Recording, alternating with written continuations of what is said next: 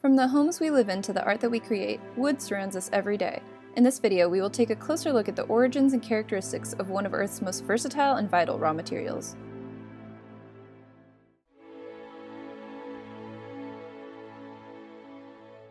Some terrestrial plants, such as annual and perennial flowers, spend their entire lives in a herbaceous form, reaching upwards through primary growth without much widening through secondary growth.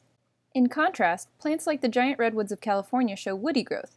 Woody growth can come in three forms: lianes, shrubs, and trees. Each of these plants will increase in thickness through secondary growth and create annual rings that are so characteristic of wood. Unlike people, plants will grow forever. This indeterminate growth is because of regions of rapidly dividing, undifferentiated cells called meristems. Apical meristems are located on the tips of a plant's roots and shoots and are involved in primary growth, which elongates the plant.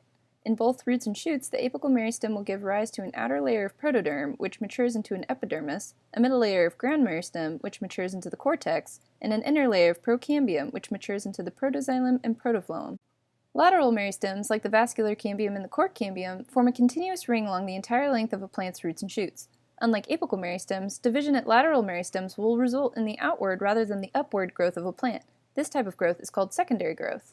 The vascular cambium divides to produce secondary xylem and phloem, while the cork cambium divides to produce cork and phyloderm. As these tissue layers accumulate, the plant's trunk will widen.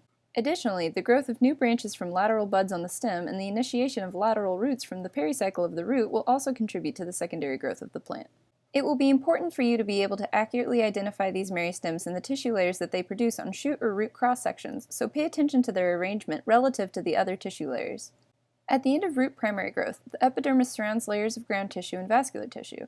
Roots are unique from shoots in that they will also display an endodermis and a pericycle that surround the vascular tissue. See if you can identify the labeled diagram layers in the live cross-section slide. Note that the organization of these layers differ between eudicots and monocots. Secondary growth in plant roots is the result of cell division at the vascular cambium and the pericycle. The vascular cambium is situated in between the xylem and the phloem. When it divides, it produces secondary xylem on one side and secondary phloem on the other.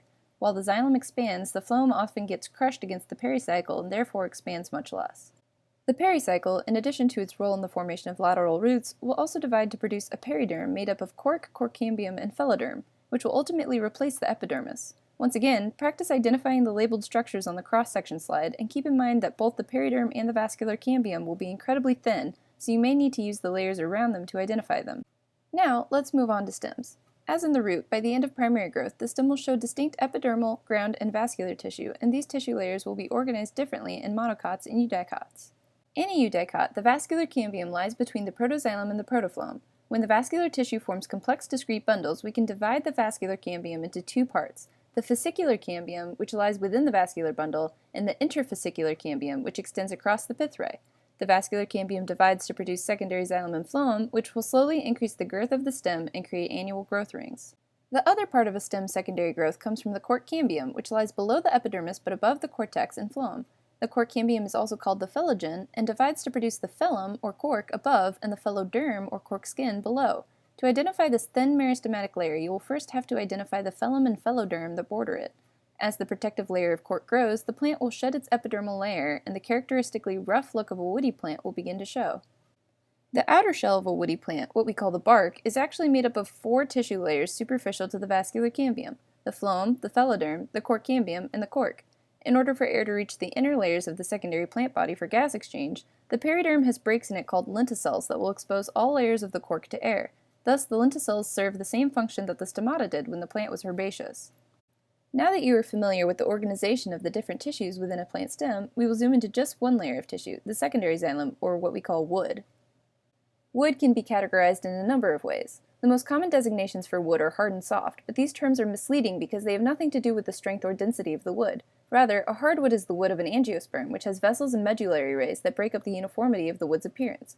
In contrast, a softwood is associated with gymnosperms and some magnoliids, and typically has unbroken lines of tracheids, and few rays or resin ducts, which creates a pattern that is soft on the eyes. Wood can also be characterized by its grain, or the alignment of the secondary xylem cells along a longitudinal axis. Here you can see examples of straight-grained, cross-grained, and spiral-grained woods. Finally, we use the wood's texture to describe the consistency of cell size in the secondary xylem. Often, if there is a high mix of tracheids and vessels, or if seasonal growth has made some of the cells larger than others, the texture will be considered coarse. If the cells are all tracheids of the same size, like in tropical gymnosperms, the texture will be fine. As you've seen, secondary growth can do a lot to create a sturdy plant body that can endure for years. But what happens to that plant body during the winter months? How does the secondary growth of a plant allow it to go dormant and then rebloom in the spring? The answer is winter buds. During the autumn, a woody plant's leaves drop off and leave the bare branches pocked with leaf scars from where the petiole attached and bundle scars from where the veins of the leaf joined with the veins of the stem. On the end of each bare branch, a terminal bud will form. Vegetative buds will protect the apical meristem, while reproductive buds will protect the immature flower and bud scales until the spring. The unique arrangement of these twig characteristics can be used to identify a tree even when the tree has no foliage. Humanity has relied on wood for thousands of years. We've used it to keep warm, to build settlements, and to travel across oceans. Hopefully, this video is giving you a glimpse into the complex process of secondary growth that has built so much of our world.